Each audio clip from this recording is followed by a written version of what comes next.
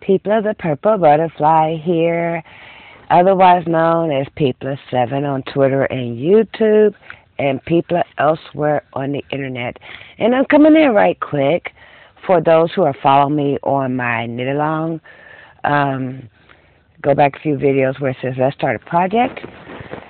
And I'm going to do a quick measurement on how much I have. As soon as I untangle my tape measure from my ear gear.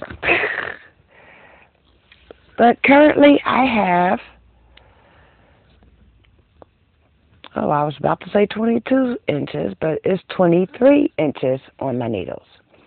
You may have more or you may have less, depending on how fast or slow you knit.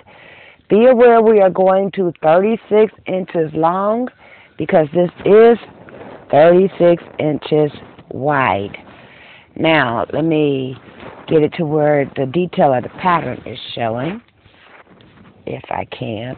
Hold on, let me drape that over my elbow. That way you can see it very clearly. But it's called the Feather and Fan Stitch. Very lacy, very airy, and very, very pretty. Ain't that gorgeous? And there's only 4 rows to this pattern.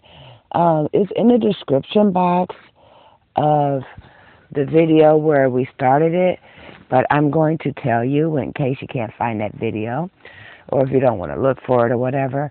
But the first, well, actually, you're going to cast on a multiple of 20 because the pattern is basically 18 stitches with a border 1 stitch on each side.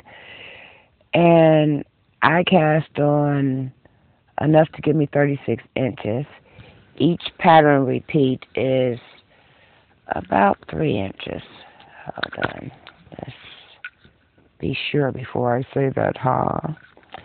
But anyway, your first 10 rows you could do in a garter or just plain because that's your border.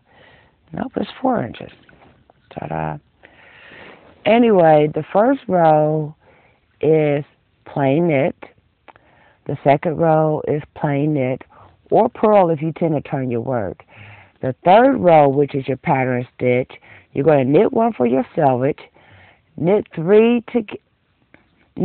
together 3 times. So you're going to do a knit 2 together, knit 2 together, knit 2 together. So that's 3 times. Then you're going to go yarn over, knit 1 6 times. Then knit 2 together 3 times. And then your selvage edge. And I put a marker in between each one of mine, so that way I know when to repeat. See that? Those are actually old ponytail holders, but it still works as a marker instead of having to pay money for one, because I don't understand the concept of that. When you could just use anything to mark your row, including a little knot of a contrasting color of yarn. But some people are fancy that way. Anyway, when you get to the 4th row, it's a purl ridge.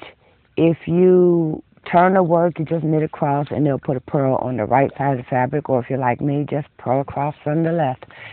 Anyway, you just repeat those 4 rows and you get this gorgeous bit of fabric here. So stay tuned and we'll be updating soon. Well, I'll be updating soon. I think the next update will be when I'm finished because currently I only have 11 more inches to go, and I can knit 3 or 4 inches of this many stitches in like 4 hours. I'm just taking my time. The baby isn't due until next year anyway, so I have plenty of time, so I don't let myself get rushed and harried and intimidating myself and then overwhelming myself. If you knit like that, stop it. It's supposed to be a relaxing experience. If you're putting that much pressure on yourself, a lot of times that will frustrate you out of finishing stuff. And I know a lot of people, they have started projects, working on a project. And then, I'm going to get back to that work in progress over there soon. And years will go by, and it's still unfinished project. Don't do that to yourself. Because after a while, and I've done that myself, you end up with stuff that you go, huh, I don't remember where I am. Where's the paperwork?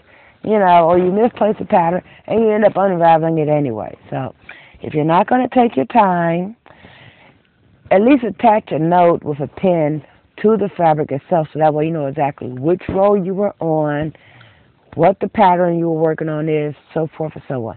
But other than that, keep it a relaxing experience. That will keep you motivated and that will encourage you to finish.